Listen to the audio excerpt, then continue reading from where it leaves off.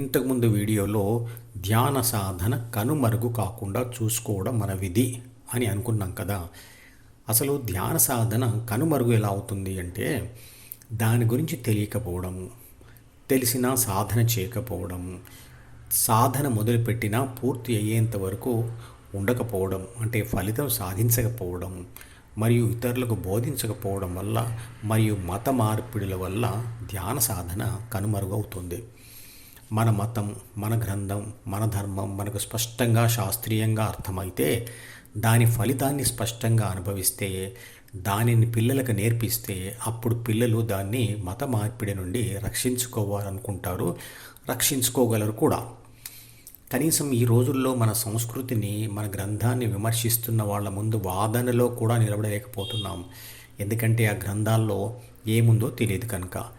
దాన్ని నిలుపుకోవాలంటే సంఘటితం కావాల్సిన అవసరం ఉంది. ఏ రకంగా అంటే, అన్ని గ్రంథాల సంగతి నాకు తెలియదు, కానీ అందరికీ ఈ భగవద్గీత గ్రంథం, దానిలో చెప్పిన ధర్మం గురించిన శాస్త్రీయ వివరణ అందుబాటులో ఉండాలి. మరియు అందరూ తెలుసుకోవాలి, సాధన చేయాలి. శక్తిగల వాళ్ళు స్కూళ్ళు, కాలేజీలు, దేవాలయాలు వెళ్ళి వీలైనంత ఎక్కువ మందిని ధ్యాన విద్యావంతులుగా మార్చాలి. అంటే ఆధునిక పద్ధతిలో గీతా సారాంశం గురించి చెప్పాలి. సాంప్రదాయక పద్ధతిలో వివరించిన గీతా సారాంశం విద్యావంతులైన చాలామంది దృష్టిని ఆకర్షించట్లేదు. ఎందుకంటే దానిలో వాళ్ళకి శాస్త్రీయత మరియు హేతుబద్ధత కనిపించడం లేదు కాబట్టి. అందువల్ల మన మతం, మన గ్రంథం, మన ధర్మం కనుమరుగయ్యే పరిస్థితులు దగ్గరలోనే ఉన్నాయి. సమయం వృధా కాకుండా త్వరపడవలసిన అవసరం ఎంతైనా ఉంది.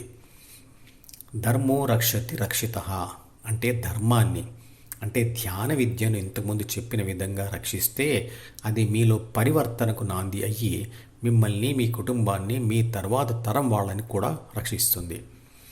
ఒక పని చేసేందుకు కంప్యూటర్కు సాఫ్ట్వేర్ అవసరం.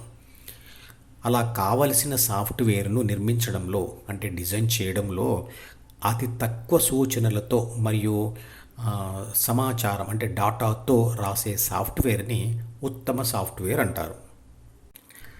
అదేవిధంగా ఒక మనిషికి అతి కొద్ది సమాచారంతో లేదా సూచనలతో చెప్పగానే మనిషి ఆ పనిని అర్థం చేసుకొని పూర్తి చేయగలిగితే అలా ఇచ్చిన సమాచారంను సమర్థమైన సమాచారం అంటాం. ఎందుకంటే ఆ చెప్పే విషయాన్ని తక్కువ మాటలతో, శాస్త్రీయతతో మరియు హేతుబద్ధతతో చెప్పగానే అతను అర్థం చేసుకుంటాడు. కాబట్టి భగవద్గీతలోని ప్రతి శ్లోకాన్ని యథాతథంగా వివరించడం వల్ల అసలు విషయం కనుమరుగున పడవచ్చు లేదా తప్పుగా అర్థం కావచ్చు.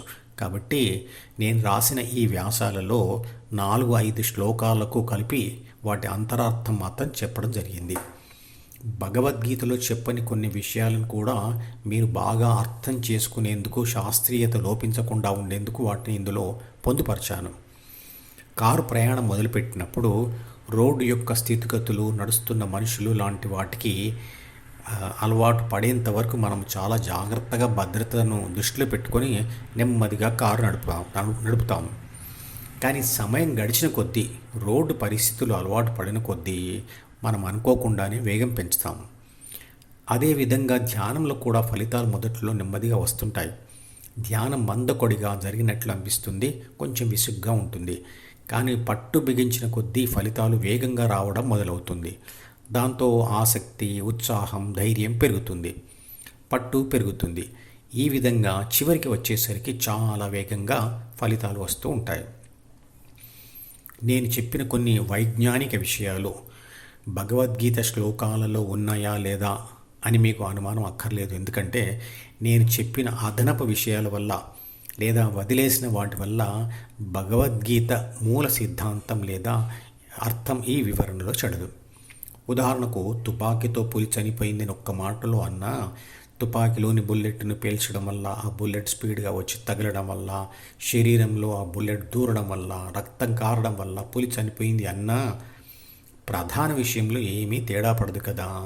మూల అర్థం మారనంత వరకు ఆ రెండూ ఒకటే. మీకు ఎంత బాగా తేలికగా అర్థమైంది అనేది ముఖ్యం. ఈ మధుపదం యూట్యూబ్ ఛానల్ వీడియోని సబ్స్క్రైబ్ చేసి గంట గుర్తును నొక్కి ఆల్ని సెలెక్ట్ చేసి ప్రతిరోజు యూట్యూబ్ ఓపెన్ చేసి అడుగున ఉన్న సబ్స్క్రిప్షన్ బటన్ నొక్కితే అన్ని లేటెస్ట్ వీడియోలు చూడవచ్చు.